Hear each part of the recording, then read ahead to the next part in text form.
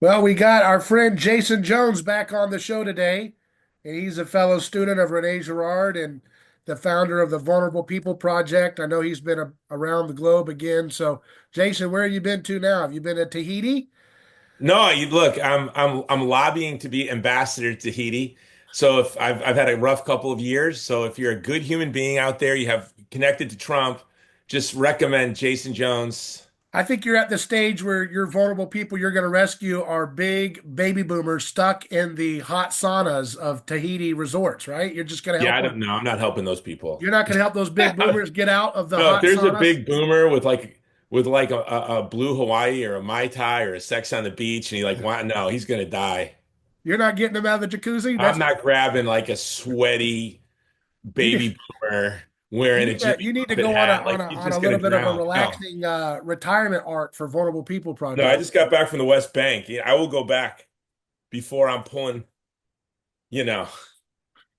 I mean, he can get himself out. There's like some 22-year-old kid at the resort that can help him. So You know, you're almost after I graduated college, I got offered a job as a cabana boy in Guam, wow. making three times the job offer I got in DC. And I took the job in DC, and I always wonder, could I be that 53-year-old cabana boy with battling melanoma and liver problems because of a lifetime of drinking? So I don't know if I made the right choice in life or not. Well, your story is yet to be fully written yet.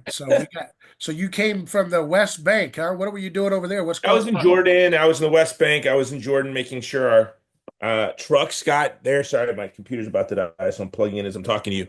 So I went to Jordan, I went to Turkey, I went to Israel and the West Bank, the Palestinian territories, and yeah, we have a jobs program we started in the West Bank with the great Reverend Munther, Yeah. the evangelical Christian Palestinian Now he guy. was interviewed by Tucker Carlson, right? Most famously. Yeah. Yeah. Yeah, he was interviewed by Tucker. He's such a wonderful man. It was really surreal to be with him in his hometown. I went to his church. He's an evangelical Christian, and I'm not kidding you. When they celebrate Mass, they do it ad orientem, or their services, even though they're evangelicals. They're so traditional in the Christian community in Palestine. Obviously, there's Catholics, there's Armenians, there's Orthodox, but he's evangelical Lutheran. But he even stood ad orientem, facing the cross um, during the liturgy. But then Wow. I went with him and his family to get hot wings. His sons love hot wings, and he's such a hero, and he's under so much adversity, and I really worry for his safety. So to just be with him at like a burger place, having hot wings with him and his wife and his kids, was really just you kind of step back and you look at the situation, and it's uncanny. I will say this about the West Bank, about Bethlehem. They have the best French fries you've ever had in your life at every restaurant. I'm going to start calling them Bethlehem fries. Yeah.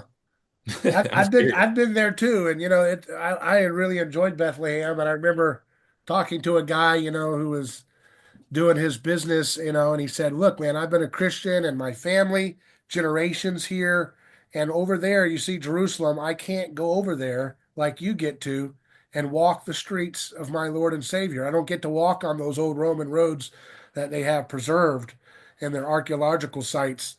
And I've been here for generations, and I love Christ. And I remember that stuck. That was just a really good, poignant human. It didn't change my mind. I'd already been on the side of freedom for human beings and not going along with proxy wars and so forth and so on. But that was a powerful moment to hear that. I'm sure you had a lot of stories and people say stuff like that. Could you share some of those stories or things that Yeah, stick so with I spent I probably have about I've maybe 40 hours of interviews with Christians. Obviously, I don't care about just Christians, but we're a Christian apostolate, a Catholic organization. So I spent a lot of time meeting with Christians who had had their homes destroyed and their property robbed from them by settlers from Russia and Ukraine and from Brooklyn. And sort of it's really Orwellian. it? Hmm. You have a very humble people. Going there, it's something else. I'll tell you the one thing that was most striking to me. I've worked in the Middle East for 20, 10, 15 years. but I've never to Israel and I was never to Gaza or the West Bank. And I'm really glad I went because I'm sure when you went there, I've had so many friends go on sort of these familiarization trips that the Israeli lobby sends Christians on to try to garner our support and their ethno-nationalist genocidal regime for their genocidal regime. And all my friends who have gone on these trips, and I'm sure you've heard it, they when they talk about their trip to the West Bank, they make it sound like they're just swashbuckling daredevils. They're Lawrence of Arabia going to some wild, dangerous place. And then you get there and it's the most safest place on earth. It's just a sleepy hollow. It's just a beautiful community. And there's kids riding bikes and playing football slash soccer on the streets. And everyone goes to church and the Christian communities are very faithful. The Muslim and Christian communities, they also tell us like the Christians are so persecuted there and they're so fearful of the Muslims. So when they come to the West and they blame Israel for their problems and not the Muslims, is because they're afraid of the Muslims, not Israel. It's just it's the furthest thing from the truth.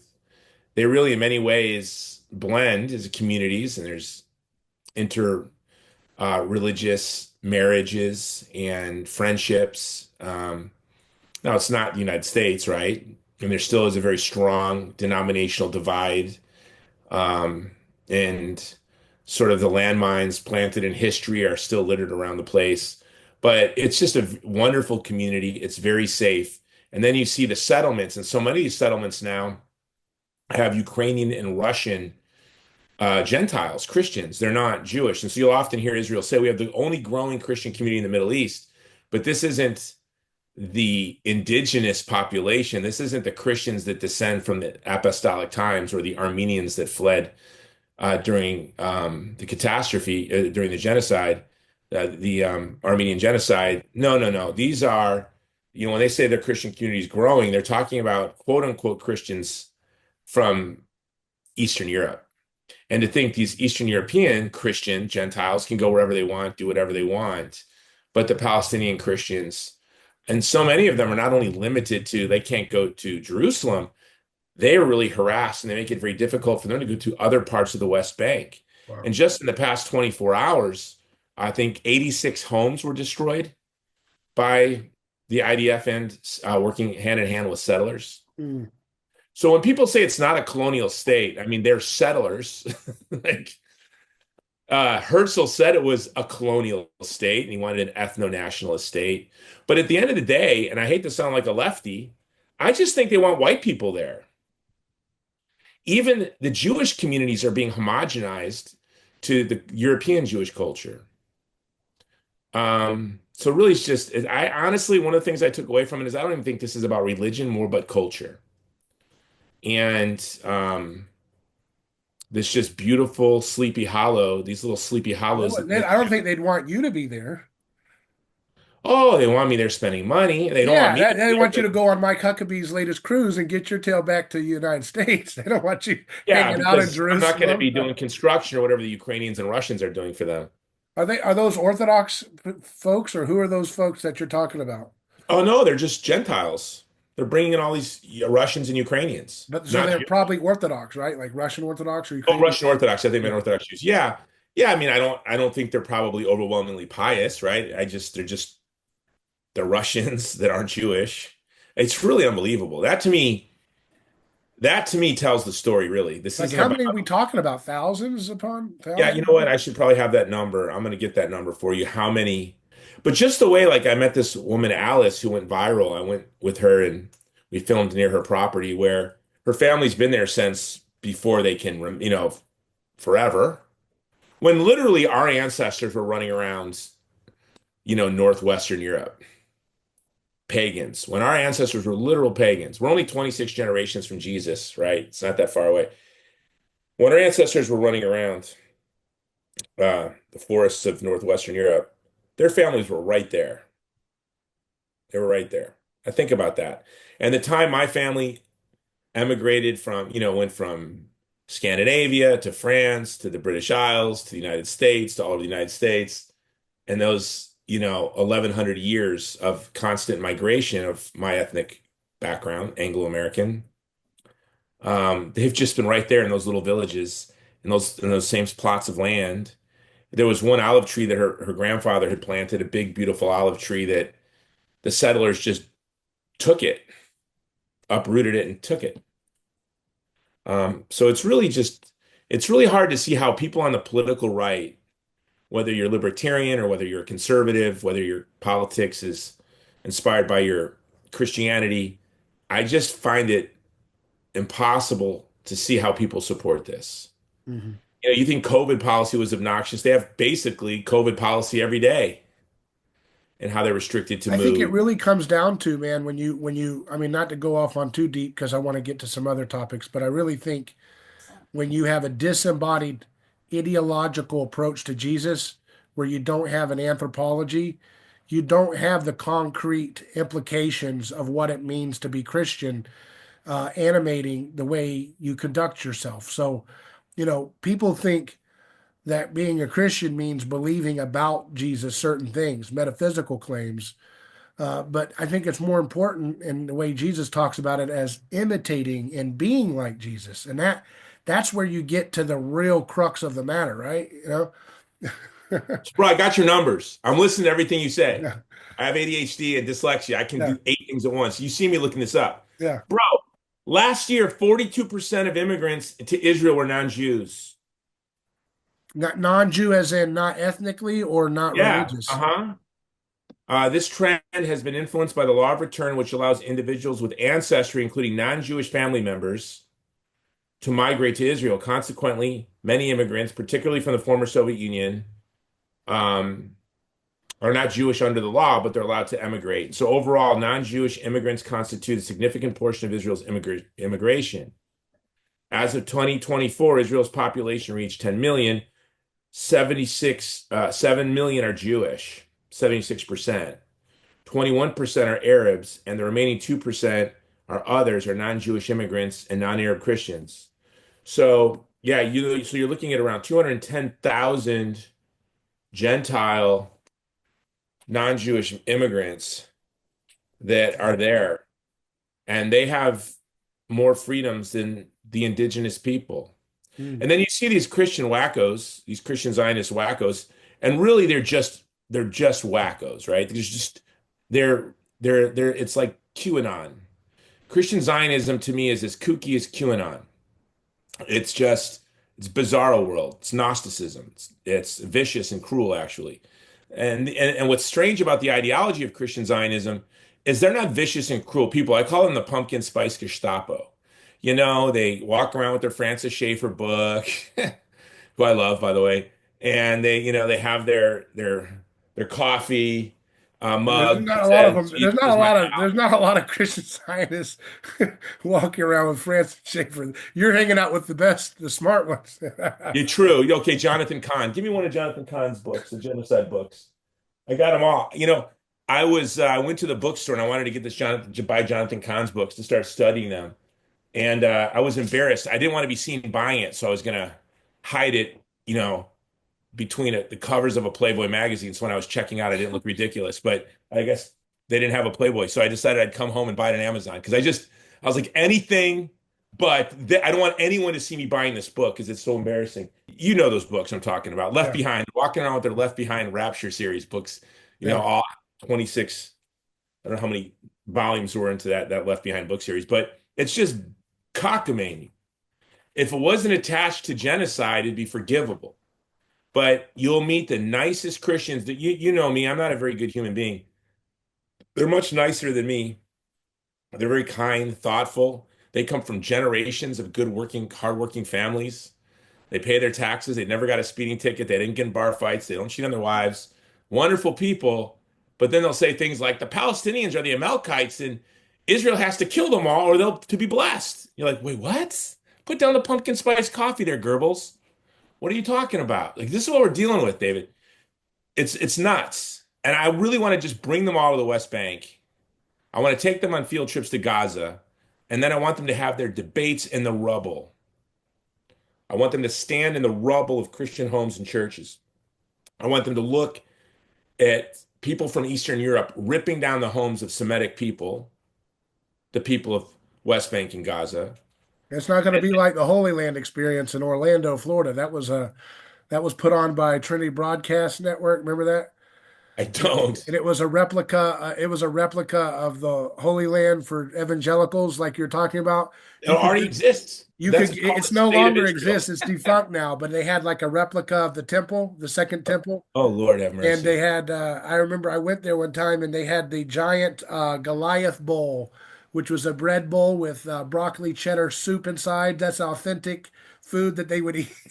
Wait, That are you serious? Did they Yeah, it eat was called broccoli the cheddar? Goliath Bowl. It was a bread bowl with broccoli and cheddar soup inside, and that was supposed to be, broccoli and American cheese or something that was authentic Yeah, no, in the that's region. cheese And whiz. then I remember I was at the second temple, the replica of it, and all of a sudden, there's the weirdest thing. This will date when it happened. It was in 2007 or eight.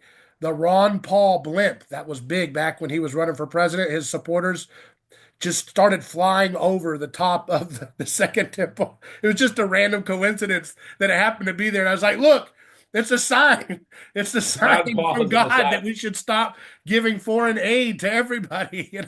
Well, we did. We just stopped giving foreign aid to everybody in the world but Israel and Egypt so they don't menace Israel. Yeah. We're giving money to protection money to Egypt so they don't menace Israel. And we're giving Israel money to buy bombs from us. I mean, it's really bizarre. And when you go there, they're waging a war against a community. It's just unimaginable. They're effectively a stateless people in the nation of their birth. So I've heard reports that Trump has signaled an interest in possibly just moving all of the Gazans out of the Gaza Strip and I think Jared Kushner has said he likes the real estate there. There's some real value there by the water. What are your thoughts on that, if that's true or? Yeah, I heard Trump's comments. I read some of his comments in full, and you know what? This is the sad thing. You just have to love this guy because even when I disagree with him, I appreciate his sentiment. You see how they sold this to Trump. The water table's contaminated, every building's destroyed. These kids are going to be getting leukemia. It's going to take years to rebuild. And let's just move them to Egypt. We are a strange people, Americans. Like, we move every 10 years. We just want to tell the people that have lived in a place for over 2,000 years. I've heard these people say Arabs have the whole Middle East. Yeah, and Italians have all of Europe. Why don't we just send Italians to northern Sweden and give Italy to me? They're Europeans. Send them somewhere else in Europe. It's insane. But they don't even know how bigoted and crazy they are. It's like, woohoo, Yeah. it's crazy land. And so you're right. It's really about anthropology, but more than that, it's about courage. Mm. And most people lack the courage to think. They start to think and they're like, I better not think too much on this because You've this had is too not going much to to be good. think today, officer, from the What? officer. Like the officer meme where he says, "You've had too much to think today, sir." Oh, is that from the Yeah. officer from South Park? Yeah. I don't know. It's some One meme. of the best South Parks, it was from when I was in college. And I was an atheist, Randian objective before I became a Gerardian Catholic. Um, but yeah, they read Atlas Shrugged. And I forget what the name of the police officer is, but he learned how to read. He was illiterate, and he learned how to read, and he read Atlas Shrugged, and he wished he was illiterate again, and he started beating up everyone for reading Atlas Shrugged. You stand at that wall, David, and you've been there, and it's so offensive, and you just want to be like, tear down this wall, Mr. Netanyahu, tear down this wall. It's funny. I went to film one of the guards in the sniper tower. He had on a ski mask, and I put my camera on him, and he like gave me a dirty look, and he went like this, and I did this. For those listening, he pointed at me like no, and then I smiled at him and gave him the shaka, and I got him to give me the shaka back. But I was meeting with Christian leaders in a little Christian center, and you have the IDF pointing directional mics, trying to listen to our conversation. I'm meeting with Christian leaders. That directional mic was paid for, I'm betting, with our taxpayer dollars. So my taxpayer dollars are invading my privacy. There's an app for Palestinians if they want to travel more freely. the terms and conditions of this app. I'm going to write an article on this and submit it to Reason Magazine. The terms and conditions for this app are Israel gets the right to monitor every app and all the communications on your phone in exchange for this ability to move more freely. And it's really unbelievable. And to think conservatives support the state of Israel, the most vaccinated, they shoved the COVID vaccine down their, people's throats. Um, their brutal surveillance state, and conservatives support it because of this little Gnostic heresy that God gave the lands from the river to the sea to the Jews, which, as we know and as Orthodox Jews know, that promise was fulfilled before the Second Temple, actually. And all of the promises to Abraham to bless the peoples of the world were fulfilled in Jesus Christ. And this idea that we are actually the blocks, that we are the stones. The New Testament and Paul's letters especially make very clear the temple is the body of Christ. And the church, all of the blessings of Abraham, his promise to bless the world, those blessings are through the church. And the Christian Zionists actually, it's an apostasy because, like you said, they don't have a proper Christian anthropology, number one, and they don't know who God is, number two. So if they don't understand that Jesus Christ is the fulfillment of all the promises to Abraham, they're not a Christian. Yeah, the early church used to make, I think it was a year or two you had to wait if you were a soldier and you wanted to convert to Christianity. That's how serious they took, the idea of being a Christian and not doing sick violence and pagan violence. Okay. So that gives you a little insight into what the church was, supposed to kind of stand for and look like in its nascent stage. And I'm not someone that believes everything goes downhill the farther you get away from the early church, but I do think that you can get a snapshot at the spirit of a thing by looking at what it looks like when it's most electric and young.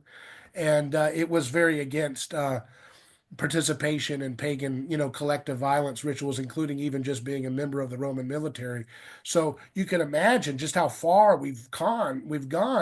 We've turned Jesus into another Zeus. He's just another big other transcendent ideological mental object that we use to say I'm on the right team and your life doesn't matter as much as my team. That's wrong. It's not Christian. And you're right. It goes against everything it means to follow Christ.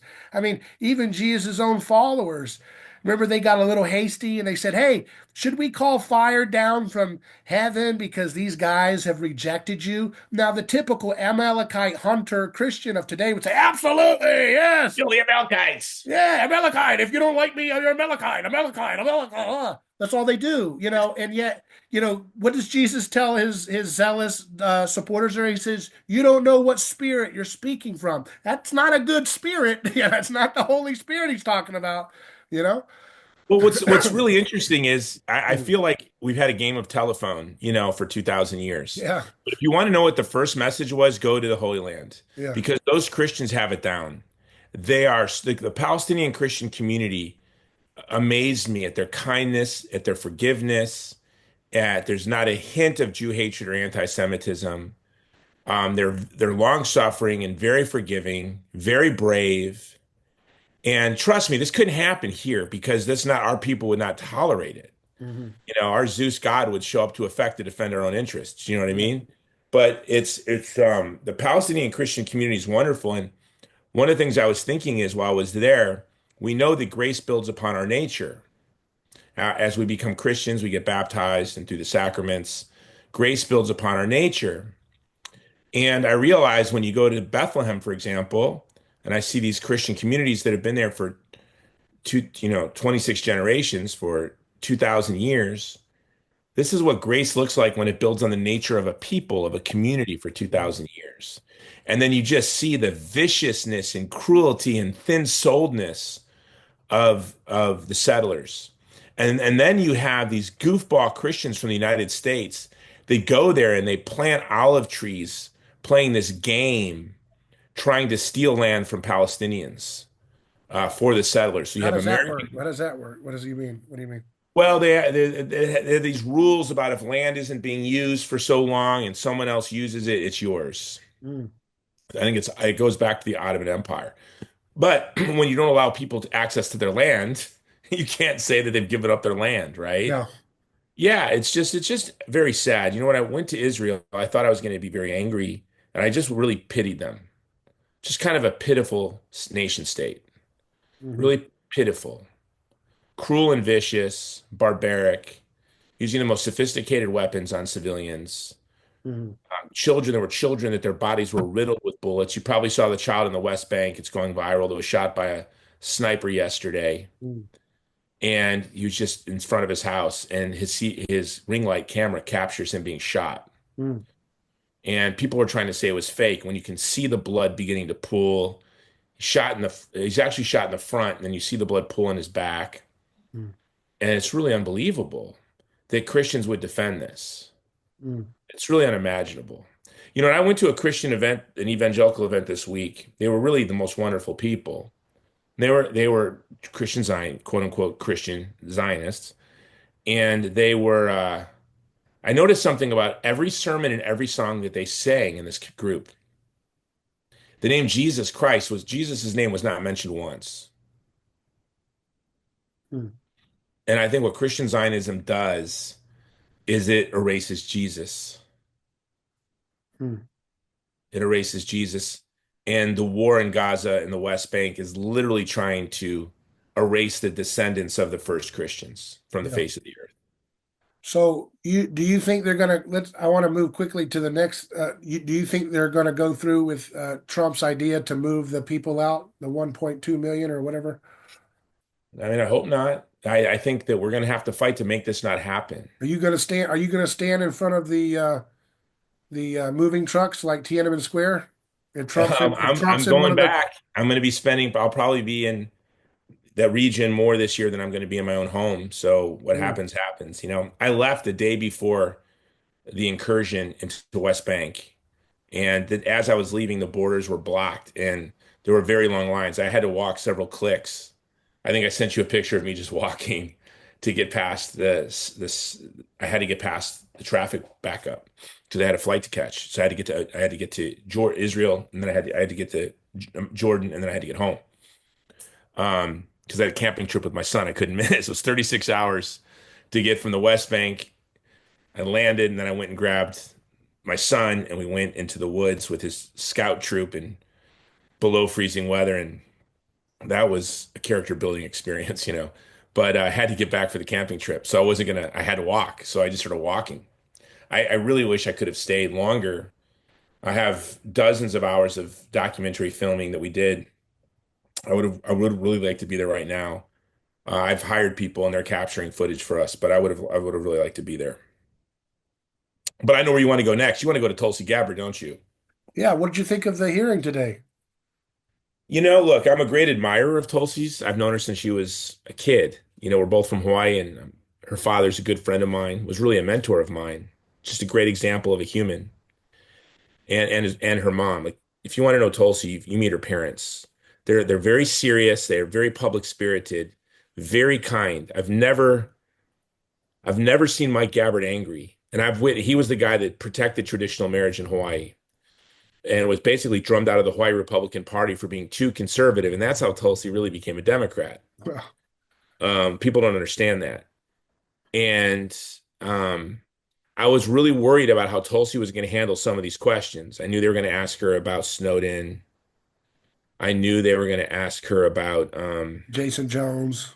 no, praise God, they didn't ask her about Jason Jones. That would have been embarrassing. You know, with the nature of my work, the last thing I want to do is, you know, I don't care, so I kind of run full steam into every conflict. But you worry, right? I would hate for people to be tarred and feathered with guilt by association with, you know, me and my crazy work. But no, I think Luckily Tulsi, for you and me, when it's my show, you're sandwiched in between drug dealers and stuff like that. So I bring in all the scapegoats. So you're pretty nestled in very well, nice. you're going to have a drug dealer on next. I've had a lot of them on my show. with life sentences call in for prison. Yeah. Oh, that's amazing. And we got them clemency. They would call in for a 15-minute phone call, and then we'd reunite them with their wife on the other side. And it was just most of the time these are people like Clark Griswold characters who were told, "Hey, show up and deliver the bag," and they get like 4 life sentences. And I've had sometimes, friends that I had a friend who did something similar, and he only did 4 years in prison, but he was a high school wrestling coach, and he was just someone asked him to bring a suitcase. He was going to, I'm not going to say where he was going. He was going to visit his brother, and someone said, "Hey, will you bring this with you?" And um, I'll tell you, when I was crossing the border into Jordan, or from Jordan into Israel, um, my cab driver was doing some sort of smuggling, I could tell. And I was like, they literally pulled over the side of the road and like, I think it was cigarettes or something to avoid taxes.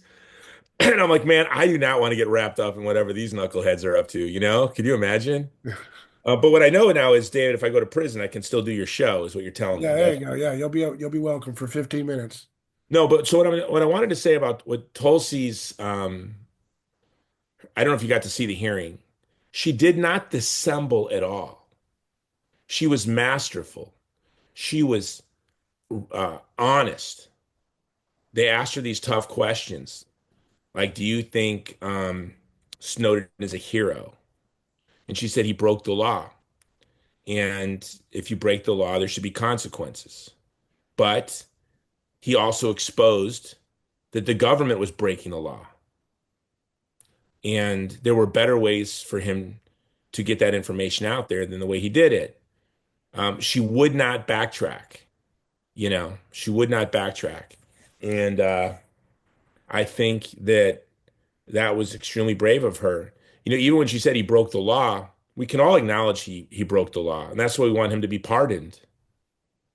I think it's a bigger deal that our government is systematically violating our constitutional protections. Um, that bothers me more than what Snowden did. And they try to play this trick of like how Snowden put our forces in danger. How? Really? By exposing that the government's breaking the law? Um, Obama was using drones to kill American citizens. I mean, it's unbelievable. So I don't know. I don't, Tulsi Gabbard did the best job, Mhm. I think, of any of the confirmation hearings. She was masterful. So we'll see how they vote. She's got good emotional control. She doesn't get angry. That's for sure. She doesn't get bothered by stuff. No, but you can see how serious she is. Yeah. She takes her national security very serious. I mean, as a young woman, she joined the United States military after 9/11, Hmm. and she's a colonel. She served for 20 years. Hmm. Um, her opposition to regime change wars, I don't think she's anti-war like you or I, right? She's She not. certainly can't. She certainly can't be and to get the DNI position. That's for Well, no, sure. I mean, I think you could, but what I think is, but I think she's just a realist, and she recognizes that our adventurism and our wars of choice and our pointless regime change wars are undermining our security, have weakened our forces. I don't envy her in that position. I mean, she's going to be surrounded by snakes and lies and tricks, the most psychopathic people in the world. I mean, so psychopathic and narcissistic, they still don't want to tell us all the facts about what happened with JFK and RFK 60 something years later. I would not want to have her position. You If can't not, handle the truth. No, not going to look, if be that's somebody, not an envious position to have that title. I mean, she's going to do some no, real hard, tough stuff. no, look, I kind of wanting the best for Tulsi Gabbard. In my mind, I wonder, like, if they don't confirm her, they may be guaranteeing she's the next president of the United States. Mhm. And I think and it would save her all the legal traps. Like, I think if she takes this position, they're gonna lay traps for her. If I were Tulsi Gabbard, I would have 2 lawyers to my left and 2 lawyers to my right, Mhm. and I would have document everything I'm doing meticulously, and I Mhm. would have lawyers with me in every meeting, multiple lawyers that don't know each other, that never get to meet, and all they do is meet with me, and I get each of their perspectives on each thing that happened. And this is what I would do. And she has to be very careful because you nailed it. They are going to lay traps for Tulsi Gabbard. Isn't that sad? Yeah. Not because they're worried about our interest of the nation, but because they're driven by motives of a clique that they belong to. They're not just a clique. They're the biggest. CIA is the biggest drug dealer in the world. Well, you would know because you have them on your Half their show. guys are in prison trying to get clemency. They're just the patsies. You know how it Yeah, works. well, we do know that they're involved in bringing crack cocaine into America's cities. This is just a sad And they fact. stopped after that, of course. Yeah. Wasn't it interesting in the 80s when we were bouncing around Central America, Yeah. cocaine was flooding. Yeah. They Then were during bouncing around Afghanistan, and what was flooding then, right? Yeah. heroin. No, coinky dinky. Interesting.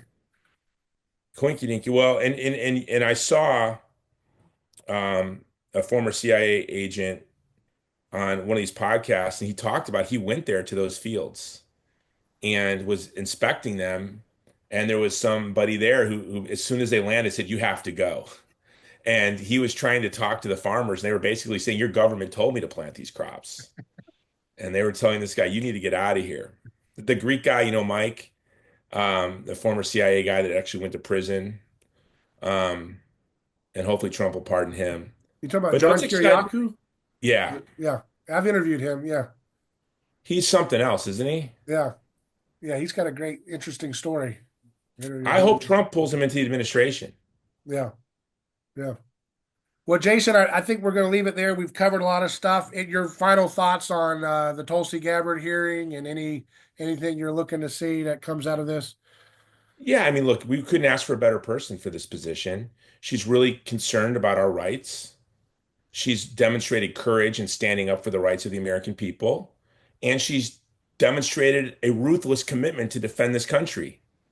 She's ruthless. This might be my next column. She has been ruthless in her defending us from violations of our constitutional rights, and she's been very brave in doing so. She's been very brave in the war on terror. Mhm. So what more would you want? What more could you ask for Tulsi Gabbard? In fact, I was upset she got this appointment because I thought she should have been Secretary of Defense Yeah. or Secretary of State. I thought this was a bit beneath her. Um, so the fact that these instruments of the deep state were so upset with Tulsi Gabbard, it's like you see a real autonomous person in a room full of lemmings, Mhm. and they can't. It's like Cyrano de Yeah, Bergerac.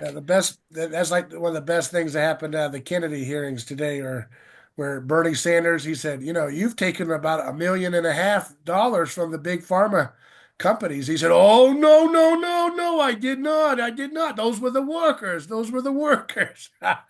He said, "No, you took more donations than any other senator from big pharmaceutical companies than any." Well, He's how like, about "Oh, this? no, They no, that's the not big me." thing they have on Tulsi is that a woman that's running for president of the United States hired a PR firm and she paid them $17,000. My little nonprofit has spent more than that when we market movies, Yeah, you know, for our movie to movement projects. This is your smoking gun. She hired a publicist once.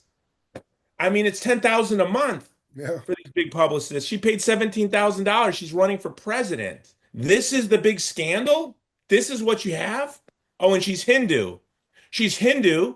She's a public figure, and she hired a publicist. yeah, She had a book deal. She had a book come out, and she had a publicist. yeah. Well, God, I'm in trouble, man. I have spent hundreds of thousands of dollars on my movie projects and book projects over the years and publicists. So I don't know what that means. Well, Jason, thank you for coming on the show. Follow him at Jason Jones Show. Subscribe to his podcast and check out the Vulnerable People Project. Anything else, Jason? Yes, go to vulnerablepeopleproject.com. If you care about the Palestinians, this week we're flooding Gaza with baby formula. Okay, we're flooding Gaza with baby. We're bringing baby formula in. We're having semi trucks of food going in. We are going to do everything we can to clean that place up, make it livable, take away all of their excuses that they have to remove the people because it's an unlivable place. You just made it unlivable. I know you So, weren't the group behind sending $65 million worth of condoms to Gaza because I know who you are, mm, Catholic. That wasn't you. no, I'm writing about this. 60. Listen, the Biden administration, I had my liberal friends go, look, you said Trump was going to be better for Gaza. And look, the Biden was going to send condoms. Yeah. Because if he can't kill you, he wants you to stop having kids. It's like he's sending bombs and condoms. What do you owe? Yay. Oh, he loves you so much. Yeah. Hey, what? Yeah, and why don't we give them all abortions for free? We'll give their kids gender affirming care so that they can be infertile, and we'll bomb you. Bombs and condoms for Gaza. Mm. That's the left. We're sending baby formula because we like babies and moms. We're sending trucks of food. You go to vulnerablepeopleproject.com and you too can help us. Please donate because of conservative Christians that stand with the Palestinians, it's not a lot of us. And on the left, those who quote unquote support the Palestinians, yeah, they'll smoke pot in the college square and hit bongos and shout free Gaza, free Palestine, whatever. Good for you. But what we need to do is actually stand with the people, help clean those streets, help get the schools up as soon as possible, have potable water, livable conditions. This is what will stop the ethnic cleansing. And I'm 100% committed to stopping the ethnic cleansing of Gaza. This is the most important thing in our generation right now that we can do because our taxpayer dollars have funded a genocide. And I want to undo what they've done. So go to vulnerablepeopleproject.com and stand with us. Thanks, David. Thank you. Take care.